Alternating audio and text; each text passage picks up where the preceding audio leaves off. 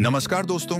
मुंशी प्रेमचंद की कहानी कफन हिंदी साहित्य की सबसे मार्मिक और विचारोत्तेजक कहानियों में से एक है।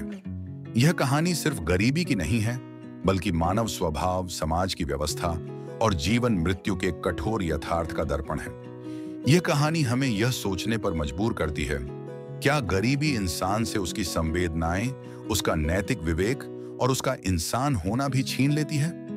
दोस्तों, आप ऑडियो बुक सुनने के साथ मेरे चैनल को सब्सक्राइब कर दीजिए।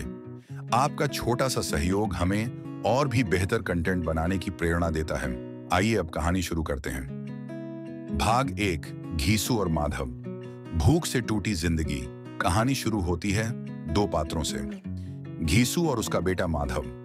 दोनों एक गरीब हरिजन परिवार से हैं, जो समाज के सबसे निचले तबके में जीवन गुजार रहे हैं। वे कामचोर, आलसी और निठल्ले हैं। दिन भर धूप में बैठकर आलू सेंकते हैं और रात में उसी से पेट भरते हैं। काम करना उन्हें पसंद नहीं, लेकिन दूसरों के दरवाजे पर जाकर रोटी मांगना उन्हें बुरा नहीं लगता। इन दोनों की आलस्य भरी जिंदगी इस बात का प्रमाण थी कि गरीबी सिर्फ पेट की नहीं, बल्कि आत्मा की भी होती है। घीसू पहले से ही ऐसा जीवन जी चुका था। वह गांव में एक बदनाम व्यक्ति था, झूठा और कामचोर।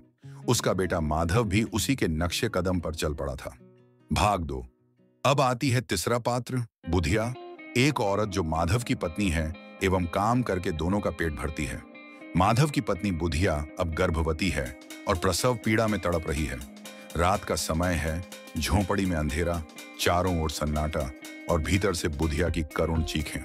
वह दर्द से कराह रही है, लेकिन उसके पति और ससुर घीसू और माधव बाहर आग तापते हुए भुने आलू खा रहे हैं। वे अंदर झांकते तक नहीं। घीसू कहता है, क्यों रो रही है? भगवान सब ठीक करेगा। माधव बस इतना कहता है, क्या करूं, मेरे पास पैसे नहीं हैं। वे सोचते हैं, अगर डॉक्टर बुलाएंगे या दाई लाएंगे तो कुछ खर्चा होगा, इसलिए वे चुप रहते हैं।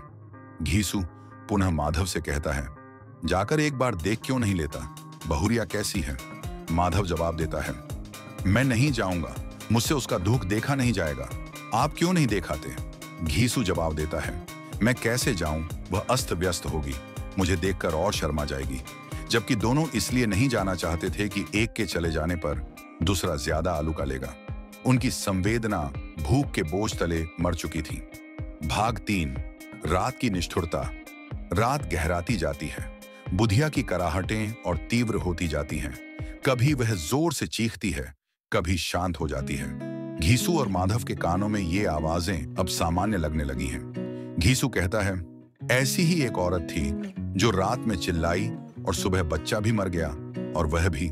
वे यह सब ऐसे कह रहे हैं जैसे यह कोई रोजमर्रा की बात हो। रात के अंतिम पहर तक दोनों को कुछ भी समझ नहीं आता। वे आखिर में सो जाते हैं, जबकि बुधिया झोंपड़ी के भीतर मृत्यु से जूझती रहती है। भाग 4, सुबह की निर्दय सच्चाई। सुबह जब माधव झोंपड़ी में झांकता है तो देखता है कि बुधिया मर चुकी है। उसका चेहरा सूझा हुआ है, शरीर ठंडा पड़ चुका है और नवजात बच्चा भी मरा पड़ा है। माधव यह दृश्य देखकर चौंकता है, लेकिन रोता नहीं। उसके चेहरे पर कोई दर्द, कोई करुणा नहीं, सिर्फ एक विचित्र सी खालीपन की भावनाएं। वह बाहर आकर कहता है, बूढ़े, वह मर गई। घीसू बस इतना बोलता है, भगवान की मर्जी। इतना कहकर वह फिर से बैठ जाता है और आलू खाने लगता है।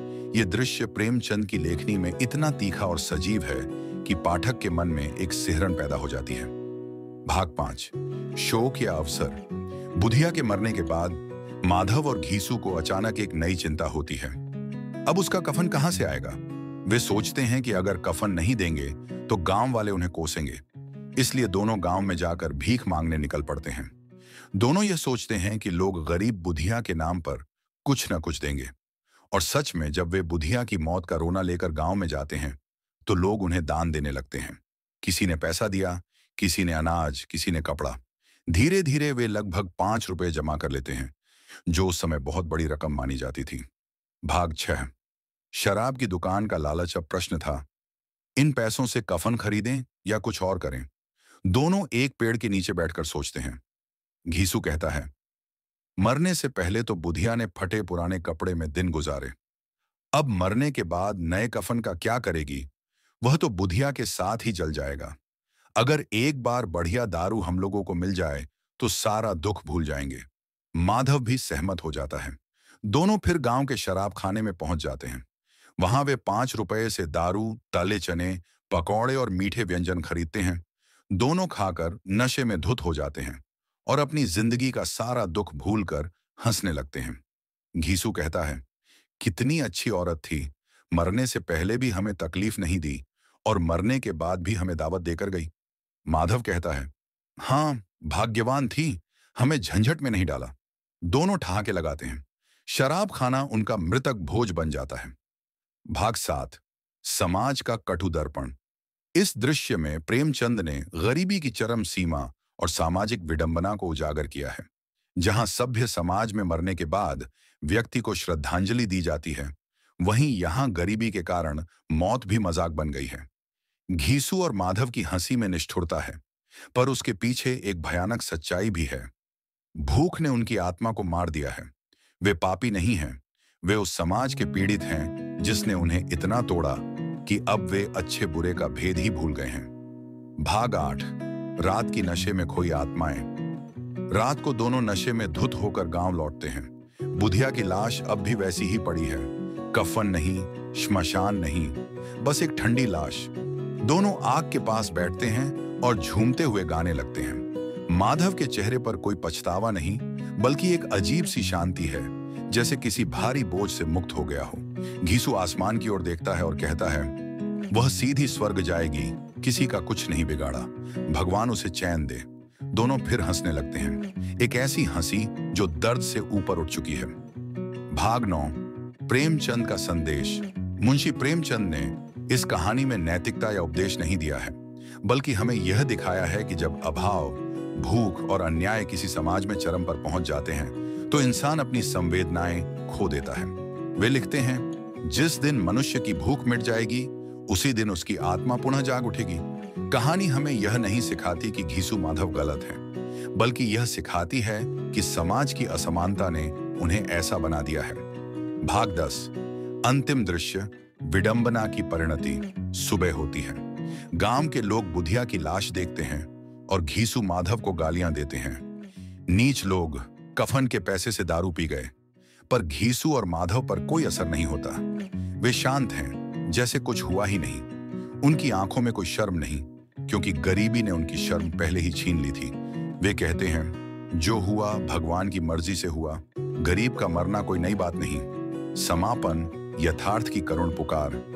कफन सिर्फ एक कहानी नहीं, बल्कि गरीबी, भूख और असमानता पर सबसे गहरा प्रहार है। यह कहानी हमें झकझोरती है कि सभ्य समाज की परतों के नीचे कितनी निर्दयता और विवशता छिपी है। प्रेमचंद ने यह कहानी लिखते हुए मानवता का आईना हमारे सामने रख दिया, जहां सवाल यह नहीं है कि घीसू माधव कितने गिरे हुए हैं, बल्कि यह है कि समाज उन्हें उठाने में असफल क्यों रहा। मुख्य संदेश, मॉरल ऑफ द स्टोरी, गरीबी सिर्फ भौतिक नहीं, नैतिक पतन भी लाती है। जब समाज अन्यायपूर्ण हो तो नीचता भी जीवित रहने की रणनीति बन जाती है। भूख सबसे बड़ा पाप और सबसे बड़ा दंड है। इंसान की संवेदना तभी जीवित रहती है जब उसके पास पेट भरने को रोटी हो। कभी कभी इंसान इतना टूट जाता है कि वह अच्छे बुरे का अंतर ही भूल जाता है। कफन हमें यह नहीं सिखाता कि कौन सही है, बल्कि यह दिखाता है कि जब समाज अन्याय करता है तो इंसानियत खुद मर जाती है। भूख जब आत्मा से बड़ी हो जाती है तो ईश्वर भी मौन हो जाता है। दोस्तों, अगर वीडियो अच्छी लगी हो तो लाइक और शेयर करें।